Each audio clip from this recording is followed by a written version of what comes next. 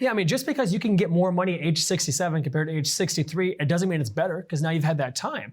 And there was a great article I read years ago by the Journal of Public Accountancy that said it's 13 years to break even typically. So if someone takes money at age 63, someone takes it at age 67, it would take 13 years from either age to break even because of the time value of money you lost waiting until age 67. So it's not an always easy answer, which is why for everyone's own situation, we look at your own unique value to say, hey, what's best for you? What age is best for you to optimize your value?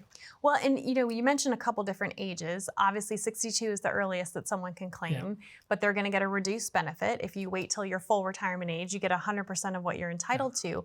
But then there's that 8% increase per year until age 70. So that's the other consideration, right? Because that's the whole 13 years of the Journal of Public Accountancy. Yeah, you waited until age 70 maybe, but if you would have took it 7 years ago, that's 7 years of cash flow you lost out on now, 7 years of compounding interest you lost out on. So it's potentially better to take it earlier or later. But again, there's no right or wrong answer until we see your own situation.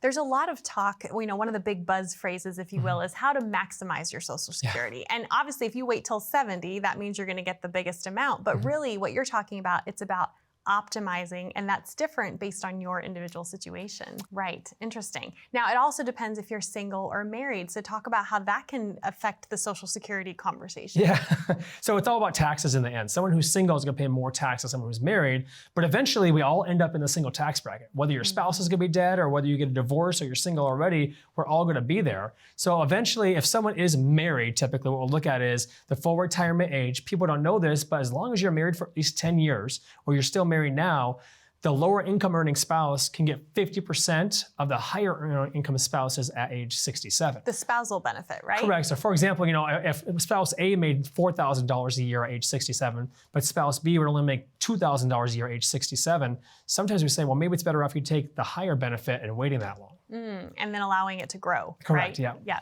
Well, and obviously then you mentioned this, that most folks end up in that single bracket down the road. You're going to lose one of those two Social Security checks, but you get to keep the higher of the two. So that has to come into play as well, right? It does. And people don't know there's three big taxes on the benefits itself. There's 0%, 50%, and 85% tax on the Social Security benefits, which is why we want to have more money into like a Roth IRA type environment. That way, the more money is in the Roth IRA, the less tax on the Social Security benefits you actually have.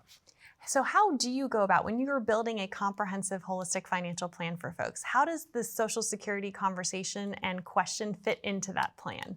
Yeah, it's in every plan we should do. We always want to show you the net after tax result, how much money you actually keep. And then we'll show you those things on, is it better to turn it on earlier? Is it better to turn it on later? And we go over the pros and cons with you in our planning process. And you're able to give that personalized advice, which they can't get from anywhere else, right? Exactly, yes. Yes. Well, if you have questions about Social Security, it's important to know that if you call the Social Security Administration, they can give you information, but they are not allowed to give you personalized individual advice based on your situation. So we encourage you to get that advice by contacting David.